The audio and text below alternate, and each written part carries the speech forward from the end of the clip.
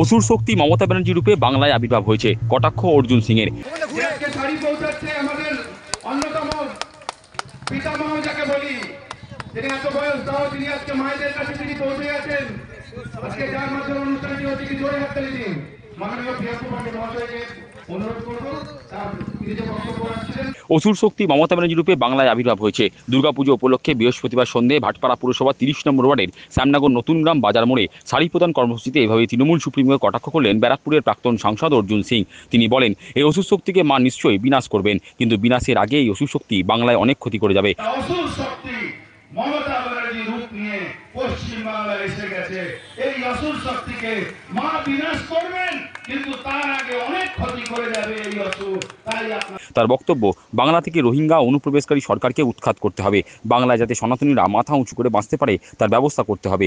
দরকার আছে পশ্চিম বাংলা এই অনুপ্রবেশকারী রোহিঙ্গা মুসলমানের সরকারটাকে বরখাস্ত করে পশ্চিম বাংলায় সনাতনী হিন্দুরা যাতে মাথা উঁচু করে থাকতে পারে তার ব্যবস্থা করার জন্য আগামী দিন আপনাকে তৈরি থাকতে হবে। এদিন তিনি দাবি করেন, সম্ভবত অক্টোবর মাসেই বাংলায় এসআইআর প্রক্রিয়া শুরু হয়ে যাবে। এসআইআর নিয়ে সবচেয়ে বেশি মাথা ব্যথা মমতা ব্যানার্জির, কারণ এসআইআর হলে ভোটার তালিকা থেকে সমস্ত ভুয়ো ভোটারদের নাম বাদ যাবে। ভুয়ো ভোটার নিয়ে তার বক্তব্য, যাদের বয়স 128 বছর কিংবা 122 বছর তারাও নাকি বেঁচে আছেন এবং ভোট দিচ্ছেন। তার দাবি, আসলে মমতা ব্যানার্জির পুলিশ আর গুন্ডারা প্রতি নির্বাচনে এই ভুয়ো ও ভুতুরে ভোটগুলো দিচ্ছেন। খুব সম্ভব অক্টোবর মাসে শুরু হয়ে যাবে। সব থেকে পেটে ব্যথা মমতা ব্যানার্জি। এক, ভাইপোকে পুতুল কেনার নামে পাথর দিয়ে দিচ্ছেন, আর দ্বিতীয় ওনার কষ্ট হচ্ছে কি এসআইআর হলে সব ভুয়া ভোটার বাদ হবে। আমাদের পশ্চিম বাংলা এমন এমন ভোটার আছে যার বয়স 120 বছর, 122 বছর, 128 বছর, 118 বছরের ভোটার এখনো বাংলায় বেঁচে আছে। ভাবতে পারেন আপনারা?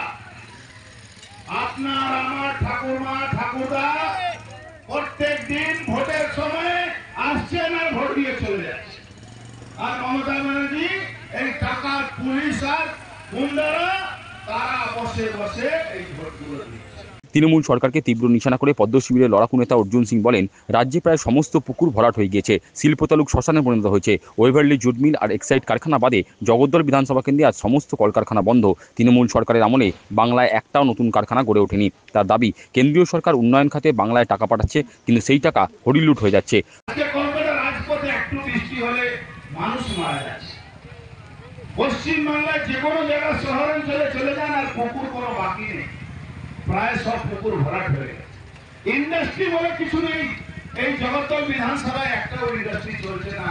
একমাত্র আপনি যদি ধরে রাখুন তাহলে রেভান্ডি জুটমিল বাদ দিয়ে আর এক্সাইড ইন্ডাস্ট্রি সেটাও প্রায় বন্ধ দিকে চলে যাচ্ছে। আস্তে আস্তে ওখানে রোজ চুরি হয়। এই সরকার ইন্ডাস্ট্রি আনতে পারছে না, মানুষের পাশে দাঁড়াতে পারছে না, মানুষকে সুযোগ সুবিধা দিতে পারছে না। কেন্দ্রীয় সরকার যে সমস্ত যে টাকা পয়সা এখানে পাঠায় সব টাকা পয়সা হরিলুট হচ্ছে।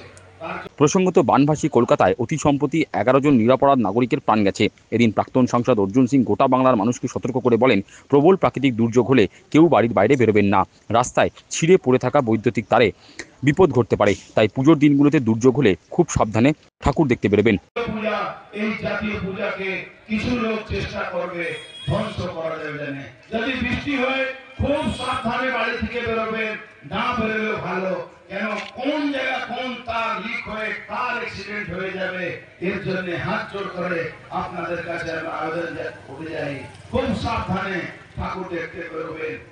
উক্ত সেবামূলক কর্মসূচিতে এদিন হাজির ছিলেন ভাটপাড়া পুরসভার 10 নম্বর ওয়ার্ডের কাউন্সিলর সত্যেন রায়, প্রাক্তন কাউন্সিলর নির্মল দাস, বিজেপি নেতা তিয়াঙ্গু পান্ডে, সঞ্জয় সিং, শ্যামল তলাপাত্র, শিক্ষক নেতা সুপ্রিয় বিশ্বাস, বিপ্লব ঘোষ প্রমুখ।